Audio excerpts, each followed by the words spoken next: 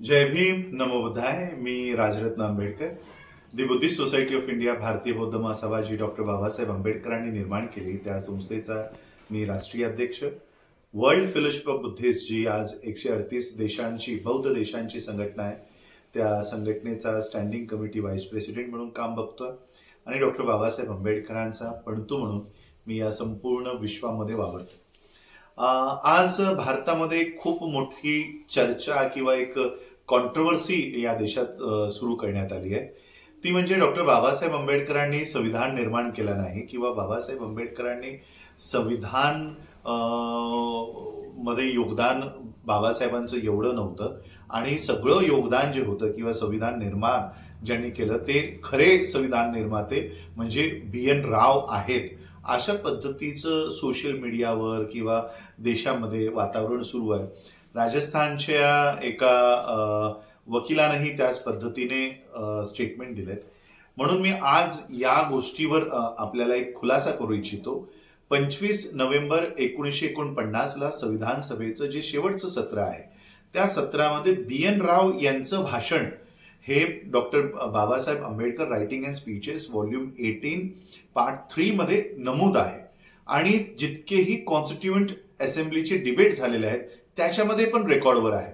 BN राव यांनी उभं राहून स्वतः कबूल केलंय की ड्राफ्टिंग कमिटी जी आहे, त्या ड्राफ्टिंग कमिटीचे जे सदस्य आहेत, एक मृत्यू झाला, एक अमेरिकेला गेला, तो परत आलाच नाही, एक भारतात राहिला पण त्यांनी कधीही संविधानाचं कामामध्ये लक्ष दिलं नाही आणि अशा अवस्थेत संविधान निर्माण करण्याची संपूर्ण जबाबदारी ही डॉक्टर बाबासाहेब आंबेडकरांवर येऊन पडली. अशा पद्धतीने BN राव यांचं कॉन्स्टिट्युएंट असेंब्लीतलं शेवटचं भाषण आहे जे रेकॉर्डवर आहे.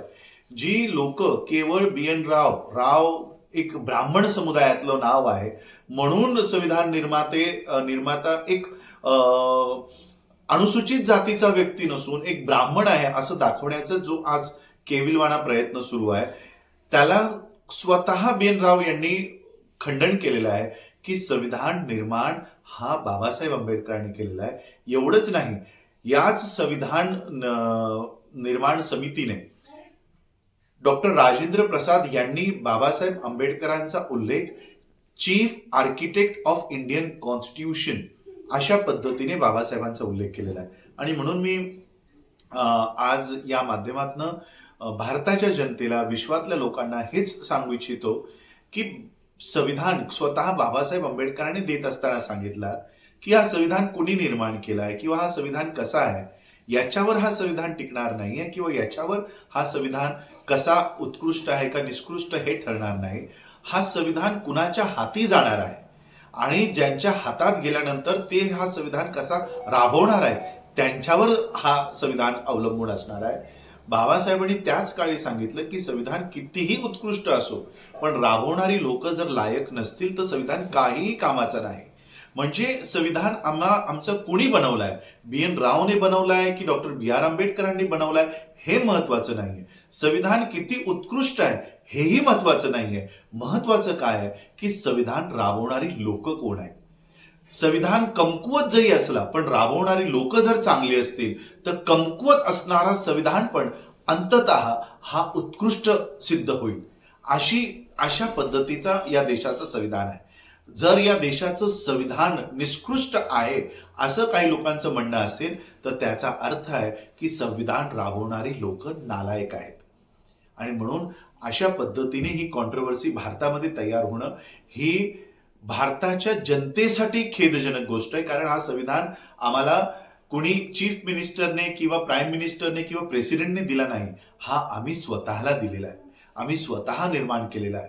We the people of India. आम्ही हा अंगीकृत केलेला आहे. आम्ही हा स्वतःसाठी आम्ही दिलेला आहे. आणि म्हणून हा प्रत्येक भारतीय नागरिकाचा अपमान आहे. हा बाबासाहेबांचा अपमान नाही, हा BN रावचा अपमान नाही, हा प्रत्येक भारतीय नागरिकाचा अपमान आहे. केवळ स्वतःच्या धर्मातल्या लोकांना तिकडं प्रस्थापित करण्याच्या केविलवाणा प्रयत्नामध्ये तुम्ही भारताच्या लोकांचा अपमान करताय. एवढंच मी आजच्या प्रसंगी सांगेन. जय भीम, नमो बुद्धाय.